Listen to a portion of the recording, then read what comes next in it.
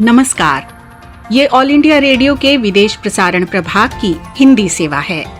England, पश्चिम Europe, दक्षिण पूर्व Asia, पूर्वी अफ्रीका, मॉरिशस, पश्चिम एशियाई देशों और खाड़ी देशों के लिए लक्षित हिंदी सेवा के इस सोशल मीडिया कार्यक्रम में आप सभी का स्वागत है। पेश है ESD न्यूज मैगजीन। ये ऑल इंडिया रेडियो की हिंदी सेवा है। अब आप वीरेंद्र कौशिक से समाचार सुनिए। मुख्य समाचार। प्रधानमंत्री नरेंद्र मोदी ने कहा है कि आज के स्टार्टअप्स ही कल की बहुराष्ट्रीय कंपनियां हैं। स्वास्थ्य मंत्री डॉक्टर हर्षवर्धन ने कहा है कि कोविड-19 का टीका देश भर में निःशुल्क लगाया जाएगा। देश भर में कोविड टीकाकरण का पूर्वाभ्यास जारी है। GST संग्रह दिसंबर महीने में अब तक का सर्वाधिक 1 लाख करोड़ रुपए से अधिक रहा। न्यूयॉर्क शेयर बाजार चीन की 3 कंपनियों को अपनी सूची से हटाएगा। अब समाचार विस्तार से। प्रधानमंत्री नरेंद्र मोदी ने कहा है कि आज के स्टार्टअप्स ही कल की बहुराष्ट्रीय कंपनियां हैं। श्री मोदी ने आज वर्चुअल माध्यम से ओडिशा में भारतीय प्रबंधन संस्थान IIM संबलपुर के स्थायी परिसर की आधारशिला रखने के अवसर पर ये बात कही। प्रधानमंत्री ने कहा है कि हमें बदलते वक्त के अनुसार न केवल उसके साथ बल्कि उससे भी तेज गति से चलना होगा। प्रधानमंत्री ने कहा कि भारत ने कोविड संकट के दौरान चुनौती को अवसर में बदलते हुए विभिन्न क्षेत्रों में उल्लेखनीय कार्य किए हैं। श्री मोदी ने कहा कि स्थानीय उत्पादों को अंतर्राष्ट्रीय पहचान दिलाने और भारत को आत्मनिर्भर बनाने के लिए प्रबंधन क्षेत्र में जुड़े लोगों को अग्रणी भूमिका निभानी होगी। प्रधानमंत्री ने कहा कि संबलपुर का IIM परिसर ओडिशा को प्रबंधन के क्षेत्र में नई पहचान दिलाएगा। श्री मोदी ने राज्य में पर्यटन और स्थानीय संस्कृति तथा उत्पादों को प्रोत्साहन देने के लिए विद्यार्थियों से आगे आने की अपील की। प्रधानमंत्री ने कहा कि विद्यार्थियों को संबलपुर IIM के मूल मंत्र के अनुरूप अपने क्षमताओं का प्रदर्शन करना चाहिए। इस अवसर पर ओडिशा के राज्यपाल प्रोफेसर गणेशी लाल, मुख्यमंत्री नवीन पटनायक, केंद्रीय शिक्षा मंत्री रमेश पोखरियाल निशंक, केंद्रीय मंत्री धर्मेंद्र प्रधान और प्रताप चंद्र सारंगी भी उपस्थित रहे। समारोह में अधिकारियों, उद्योगपतियों, शिक्षाविदों और विद्यार्थियों के अलावा IIM के पूर्व छात्रों तथा संकाय के सदस्यों सहित 5000 से अधिक लोग वर्चुअल रूप से शामिल हुए। मुख्यमंत्री नवीन पटनायक ने कहा कि 2015 में स्थापित भारतीय प्रबंधन संस्थान संबलपुर ने अपनी उत्कृष्टता साबित की है। उन्होंने कहा कि उन्हें खुशी है कि संस्थान के बुनियादी ढांचे की आधारशिला प्रधानमंत्री रख रहे हैं। ओडिशा सरकार ने प्रस्तावित परिसर के लिए 200 एकड़ भूमि उपलब्ध कराई है, जबकि केंद्रीय शिक्षा मंत्रालय ने परियोजना के लिए प्रशासनिक सहयोग और 400 करोड़ रुपए से अधिक का अनुदान स्वीकृत किया है। प्रस्तावित IIM संबलपुर की सभी इमारतें अत्याधुनिक बुनियादी सुविधाओं से लैस, ऊर्जा के मामले में किफायती और हरित श्रेणी के मानकों के अनुरूप होंगी। नवीकरणीय ऊर्जा का अधिकतम उपयोग करने वाला ये हरित परिसर होगा। इसका निर्माण अप्रैल 2022 तक पूरा हो जाएगा। देश में कोविड का टीका मुफ्त मिलेगा। केंद्रीय स्वास्थ्य और परिवार कल्याण मंत्री डॉक्टर हर्षवर्धन ने आज नई दिल्ली में पत्रकारों को ये जानकारी देते हुए बताया कि केवल दिल्ली में ही नहीं बल्कि पूरे देश में कोविड का टीका सभी को निःशुल्क लगाया जाएगा। स्वास्थ्य मंत्री आज कोविड टीकाकरण पूर्वाभ्यास का जायजा लेने के लिए दिल्ली के विभिन्न अस्पतालों का दौरा कर रहे थे। डॉक्टर हर्षवर्धन ने लोगों से अपील की कि वे टीके की सुरक्षा और उसके प्रभाव के बारे में फैलाई जा रही अफवाहों से गुमराह न हों। डॉक्टर हर्षवर्धन ने कहा कि सरकार टीकाकरण के लिए तय दिशा निर्देशों के साथ किसी तरह का समझौता नहीं करेगी।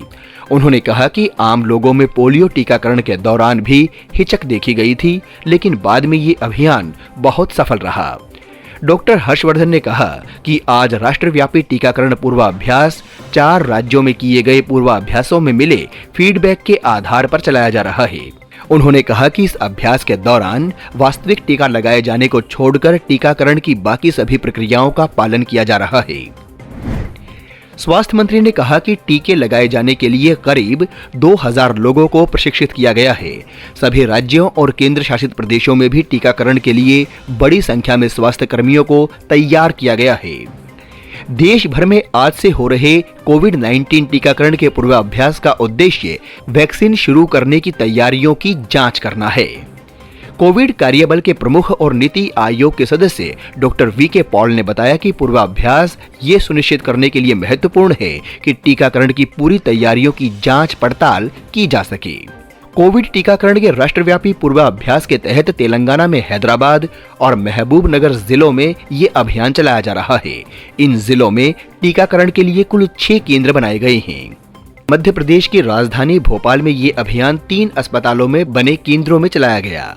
गुजरात में 4 और जिलों में आज कोविड टीकाकरण का पूर्वाभ्यास किया जा रहा है। ये जिले हैं दाहोद, वलसाड, भावनगर और आणंद। महाराष्ट्र में कोविड टीकाकरण का पूर्वाभ्यास पुणे, नागपुर, जालना और नंदुरबार जिलों में हो रहा है। उत्तर प्रदेश में कोविड टीकाकरण का पूर्वाभ्यास राजधानी लखनऊ में 6 जगहों पर किया जा रहा है। बिहार में कोविड टीकाकरण पूर्वाभ्यास 3 जिलों में सुचारू रूप से जारी है। राजधानी पटना के अलावा जमुई और बेतिया में ये पूर्वाभ्यास किया जा रहा है। तमिलनाडु में कोविड टीकाकरण का पूर्वाभ्यास 17 जगहों पर हो रहा है। 5 लाख से अधिक स्वास्थ्य कर्मियों को इस अभियान में शामिल किया गया है। चेन्नई के अलावा नीलगिरी, तिरुनेलवेली, कोयम्बटूर और तिरुवल्लुर जिलों में ये अभियान चलाया जा रहा है। अंडमान और निकोबार द्वीप समूह में कोविड टीकाकरण का पूर्वाभ्यास राजधानी पोर्ट ब्लेयर में 2 जगहों पर किया जा रहा है। देश में कोविड रोगियों की संख्या लगातार कम हो रही है। आज ये और घटकर कुल संक्रमित लोगों के केवल 2.43% रह गई। कल कोविड मरीजों में 4,000 की कमी आई। अब इनकी संख्या करीब 2,50,000 रह गई है। रोजाना संक्रमित लोगों की संख्या भी 20,000 से कम हो गई है। कल करीब 19,000 लोगों में संक्रमण की पुष्टि हुई है। स्वस्थ होने की दर में भी सुधार हुआ है। ये 96.12% पर पहुंच गई है। अब तक 99 लाख से अधिक लोग ठीक हो चुके हैं। कल 22,900 लोग स्वस्थ हुए। इस समय देश में संक्रमण से मुक्त लोगों की संख्या कोविड मरीजों से 40 गुना अधिक है। कोविड मृत्यु दर भी घटकर 1.45% रह गई है। कल कोरोना से 224 लोगों की मौत हुई। सरकार ने 8 जनवरी से भारत और ब्रिटेन के बीच उड़ानें फिर से शुरू करने का फैसला किया है। ब्रिटेन में कोविड-19 के नए रूप के प्रसार को रोकने के लिए दोनों देशों के बीच उड़ानें बंद कर दी गई थी। नागर विमानन मंत्री हरदीप सिंह पुरी ने बताया कि भारत और ब्रिटेन के बीच 23 जनवरी तक प्रति सप्ताह 30 उड़ानें संचालित होंगी।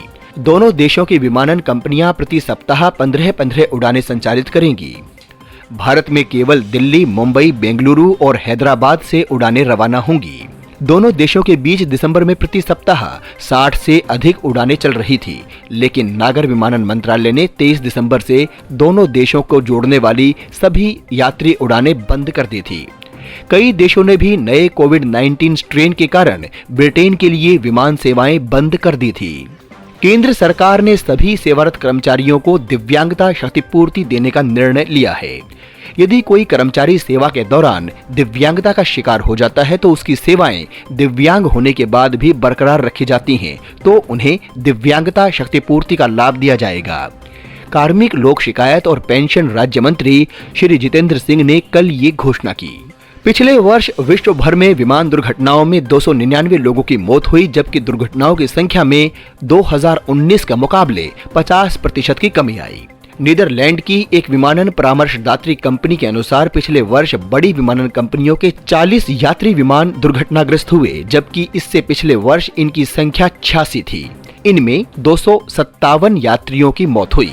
विमान दुर्घटना में ये कमी कोविड महामारी के कारण हुई है। महामारी के दौरान दुनिया भर में उड़ानों में कटौती की गई है।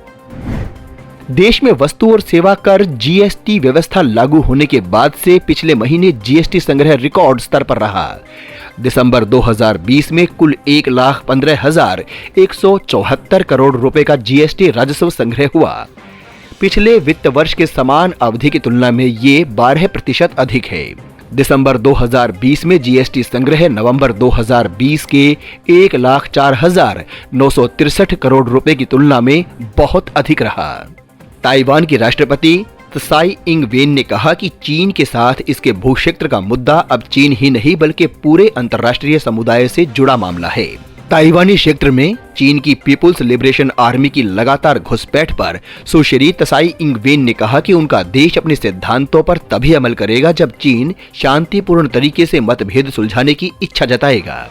वैश्विक मामलों में ताइवान के महत्व पर जोर देते हुए राष्ट्रपति वेन ने कहा कि दुनिया में शांति स्थापित करने के कार्य में योगदान देने वाले देश के रूप में हम अंतर्राष्ट्रीय समुदाय के महत्वपूर्ण सदस्य हैं और भविष्य में भी बने रहेंगे। अफगान उच्चतम न्यायालय ने काबुल विश्वविद्यालय हमले के मुख्य आरोपी मोहम्मद आदिल को मौत की सजा सुनाई है। गृह मंत्रालय ने कहा है कि हमले में शामिल 5 लोग देशद्रोह, विस्फोटकों के आदान प्रदान और ISIS को सहयोग देने के आरोप में विभिन्न जेलों में बंद हैं। काबुल विश्वविद्यालय में 2 नवंबर को 2 बंदूकधारियों के हमले में कम से कम 22 लोग मारे गए थे और 40 से अधिक घायल हो गए थे। न्यूयॉर्क शेयर बाजार ने कहा है कि वो अमेरिकी सरकार के आदेश का पालन करते हुए चीन की 3 कंपनियों को अपनी सूची से हटा देगा। अमेरिका ने इन कंपनियों पर प्रतिबंध लगा दिया था क्योंकि इन कंपनियों के चीन की सेना के साथ संबद्ध होने के बारे में जानकारी मिली थी। चीन की चाइना मोबाइल, चाइना टेलीकॉम और चाइना यूनिकॉम हांगकांग कंपनियों को सूची से हटाने की प्रक्रिया शुरू हो गई है। ये कंपनियां हांगकांग शेयर बाजार में अलग से सूचीबद्ध हैं और वे चीन के लिए राजस्व पैदा करती हैं। अमेरिका में इनका कोई महत्व नहीं है। ये कंपनियां असैन्य और सैन्य उत्पादन कार्यों में लगी हुई हैं और उन्हें अमेरिकी निवेशकों से पैसा मिलता है। इससे पहले अमेरिकी राष्ट्रपति डोनाल्ड ट्रंप ने पिछले वर्ष 12 नवंबर को एक आदेश पर हस्ताक्षर किए थे जिसमें अमेरिकी नागरिकों पर 31 कंपनियों में निवेश करने से रोक लगाई गई थी। आदेश में अमेरिकी निवेशकों को चीनी कंपनियों के शेयर खरीदने और बेचने पर रोक लगाई गई है क्योंकि इन कंपनियों का सेना से संबंध था। इसके साथ ही ये समाचार बुलेटिन समाप्त हुआ।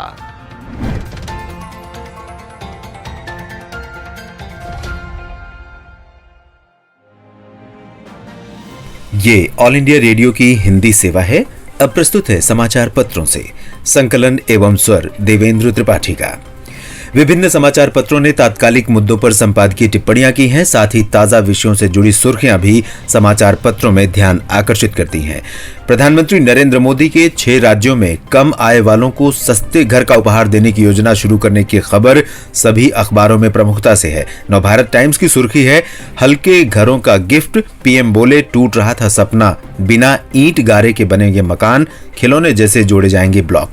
हिंदुस्तान के अनुसार मध्य प्रदेश, गुजरात, तमिलनाडु, झारखंड और उत्तर प्रदेश तथा त्रिपुरा में बनेंगे ये घर। पत्र के अनुसार जर्मनी, अमेरिका, फिनलैंड और न्यूजीलैंड की तकनीक से बने घर सस्ते, मजबूत और भूकंप रोधी होंगे। राष्ट्रीय सहारा लिखता है, इस योजना के तहत हर शहर में 1000 आवासों का होगा निर्माण। दैनिक जागरण का शीर्षक है, सपनों को साकार करने अभी तो सूरज उगा है। राजस्थान पत्रिका का कहना है, नए साल के पहले दिन उम्मीदों का उजाला। अमर उजाला ने खुशखबरी शीर्षक से लिखा है, नए साल पर देश को मिला पहला कोरोना टीका, आज टीकाकरण का पूर्वाभ्यास। हिंदुस्तान की सुर्खी है, कोविशील्ड टीके के आपात इस्तेमाल की सिफारिश। जनसत्ता की सुर्खी है, कोविशील्ड को विशेषज्ञ समिति की हरी झंडी, टीके के बेरोक टोक आयात निर्यात की इजाजत। दैनिक जागरण के अनुसार दिसंबर में रिकॉर्ड जीएसटी संग्रह। राजस्थान पत्रिका का शीर्षक है, GST collection record 1.15 lakh crore के पार। पत्र के अनुसार नए साल में अर्थव्यवस्था के लिए आई खुशखबरी। हिंदुस्तान ने केंद्रीय कृषि मंत्री नरेंद्र सिंह तोमर का बयान देते हुए लिखा है, वार्ता से अच्छे नतीजे की उम्मीद। दैनिक जागरण लिखता है, कृषि कानूनों के समर्थन में उतरे शिक्षाविद, चलाया गया हस्ताक्षर अभियान, 850 लोग शामिल। पंजाब केसरी ने नए साल में नई भूमिका शीर्षक से लिखा है, संयुक्त राष्ट्र का स्थायी सदस्य बना भारत। पाकिस्तान के खैबर पख्तूनख्वा में एक मंदिर में तोड़फोड़ पर भारत ने पाकिस्तान से दर्ज कराया कड़ा विरोध। जनसत्ता ने दिया है, वीर अर्जुन के मुताबिक उत्तर भारत में हाड़ कपाने वाली ठंड। प्रमुख खबरों के अलावा कई ज्वलंत मुद्दे देश के समाचार पत्रों में विमर्श का विषय बने हैं। राष्ट्रीय सहारा ने प्रत्यक्ष विदेशी निवेश के मायने शीर्षक से संपादकीय टिप्पणी की है। पत्र लिखता है, साल के शुरू में ही एक सकारात्मक आर्थिक समाचार ये है कि चालू वित्त वर्ष यानी 2020-21 के अप्रैल से अक्टूबर 2020 तक की अवधि यानी 7 महीनों में भारत में प्रत्यक्ष विदेशी निवेश यानी फॉरेन डायरेक्ट इन्वेस्टमेंट FDI अंशधारिता के जरिए 35.33 अरब डॉलर का आया। महत्वपूर्ण यह है कि 2019-20 की समान अवधि में इस तरह का 29.31 अरब डॉलर का निवेश आया था, यानी गत वर्ष की समान अवधि में आए निवेश के मुकाबले इस साल 21% ज्यादा निवेश प्राप्त हुआ। प्रत्यक्ष विदेशी निवेश की महत्ता यह है कि इसमें स्थायित्व ज्यादा होता है, यानी इसके जरिए भारत में प्लांट, फैक्ट्री वगैरह की स्थापना होती है और रोजगार सृजन में मदद मिलती है। सरकारी आंकड़ों के अनुसार जिन क्षेत्रों में अधिकतम पूंजी प्रवाह आया वो है कंप्यूटर, सॉफ्टवेयर, हार्डवेयर क्षेत्र, रसायन, वाहन आदि। Singapore, America, Mauritius, Netherlands, Britain और फ्रांस भारत में निवेश करने वाले प्रमुख देशों में हैं। कोरोना काल में अर्थव्यवस्था के तमाम संकेतक जहां नकारात्मक रुख दिखा रहे हैं, वहीं पर विदेशी निवेश का 21% बढ़ जाना कुछ सकारात्मक संकेत देता है। एक संकेत तो यह है कि दुनिया भर में निवेशकों को भारत में भविष्य दिखाई दे रहा है। भारतीय बाजार दुनिया भर के निवेशकों को आकर्षित कर रहे हैं। इसके अलावा एक संकेत और है कि भारत में ऑटोमोबाइल कंपनियों की रुचि इसलिए भी ज्यादा है क्योंकि यहां से निर्यात के अलावा यहां का घरेलू बाजार ही काफी बड़ा है। हाल में कोरोना प्रकोप के बाद ऑटोमोबाइल उद्योग में तेजी इसलिए दिखाई दी क्योंकि लोगों को अब सार्वजनिक वाहन के बजाय अपने वाहन ज्यादा सुरक्षित लगने लगे हैं। प्रत्यक्ष विदेशी निवेश से घरेलू रोजगार बढ़ता है। सोचने की आवश्यकता है कि जब कोरोना काल के संकट के दौर में भारतीय अर्थव्यवस्था इतना विदेशी निवेश हासिल कर सकती है तो सामान्य हालात में और बेहतर प्रयास हो सकते हैं। तमाम राज्य सरकारों और केंद्र सरकार को विचार करना चाहिए कि किस तरह से भारत में विदेशी निवेश को और आसान बनाया जा सकता है, क्योंकि भारत में कारोबार करने की प्रक्रिया को और आसान बनाकर ही ज्यादा से ज्यादा विदेशी निवेश को आकर्षित किया जा सकता है। कोरोना काल से उभरती भारतीय अर्थव्यवस्था को विदेशी निवेश से संबल मिल सकता है।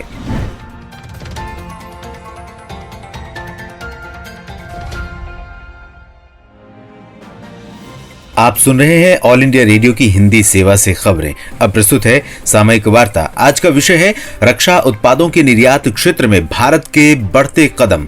आलेख पदम सिंह, AIR समाचार विश्लेषक का अनुवाद एवं स्वर देवेंद्र त्रिपाठी का। भारत रक्षा उपकरणों का निर्यातक बनने की तैयारी कर रहा है।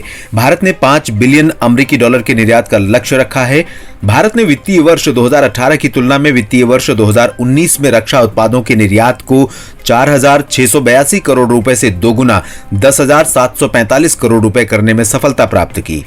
आत्मनिर्भर भारत योजना के अंतर्गत भारत विभिन्न रक्षा उपकरणों और मिसाइल उत्पादन क्षमता को लगातार बढ़ा रहा है। आकाश देश की महत्वपूर्ण मिसाइल प्रणालियों में से एक है और इसके विकास एवं उत्पादन में 96% स्वदेशी तकनीकी एवं कौशल का उपयोग किया गया है। आकाश मिसाइल सतह से हवा में मार करने वाली मिसाइल है जिसकी क्षमता 25 किलोमीटर की है।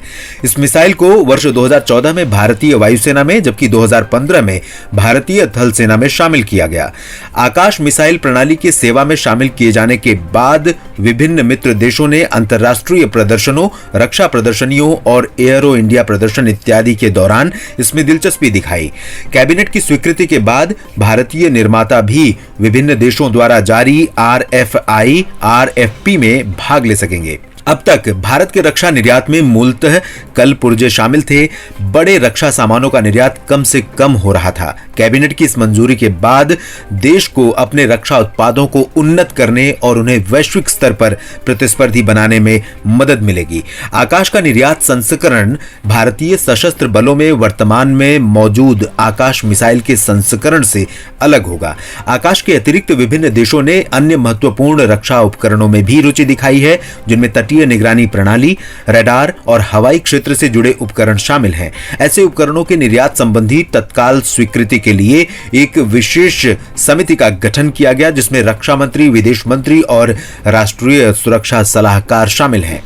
ये समिति विभिन्न रक्षा उपकरणों के अलग अलग देशों को किए जाने वाले निर्यात संबंधी प्राधिकार जारी करने का काम देखेगी। ये समिति सरकार से सरकार जैसे उपलब्ध विभिन्न निर्यात माध्यमों का भी पता लगाने का काम करेगी। भारत सरकार का लक्ष्य बड़े रक्षा उपकरणों और हथियारों के निर्यात का है ताकि $5 बिलियन अमेरिकी डॉलर के रक्षा उत्पादन निर्यात का लक्ष्य प्राप्त किया जा सके और विभिन्न मित्र देशों के साथ अपने रणनीतिक संबंधों को और मजबूत किया जा सके। चूंकि सरकार ने रक्षा उत्पादन क्षेत्र को सार्वजनिक और निजी दोनों के लिए खोल दिया है, इससे इस क्षेत्र में निवेश और नई प्रौद्योगिकी को बढ़ावा मिलने की संभावना है। भारत के रक्षा मंत्रालय ने सार्वजनिक क्षेत्र की company Bharat electronics limited BEL से भारतीय नौसेना के अग्रिम पंक्ति के युद्धपोतों के लिए 10 अग्निशमन उपकरण लिंक्स U2 खरीदने के लिए 1,355 करोड़ रुपए की एक संविदा पर हस्ताक्षर किए हैं। ये यंत्र पूरी तरह से स्वदेशी तकनीक से विकसित किया गया है और निर्मित किया गया है। साथ ही ये प्रधानमंत्री श्री नरेंद्र मोदी के आत्मनिर्भर भारत के विचार के अनुरूप है।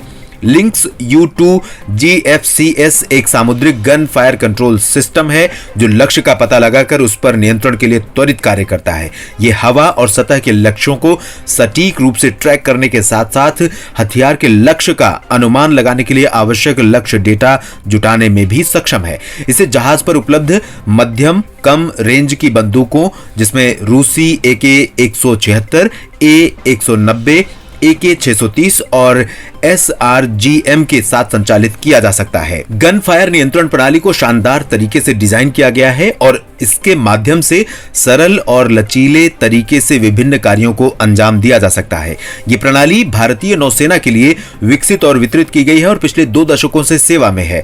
इसके साथ साथ ये विभिन्न श्रेणियों के विध्वंसकों, फ्रिगेट, मिसाइल बोट, कोरवेट आदि भारतीय नौसेना के जहाजों की सामरिक आवश्यकताओं को संतोषजनक रूप से पूरा कर रही है। इस प्रणाली को लगातार उन्नत किया गया है और प्रौद्योगिकी उन्नयन के साथ साथ इसके पूर्ण स्वदेशीकरण पर प्रमुखता से ध्यान केंद्रित किया गया है। इस प्रणाली में स्वदेशी तकनीक में लगातार वृद्धि करते हुए विदेशी OEM पर निर्भरता को खत्म किया जा रहा है।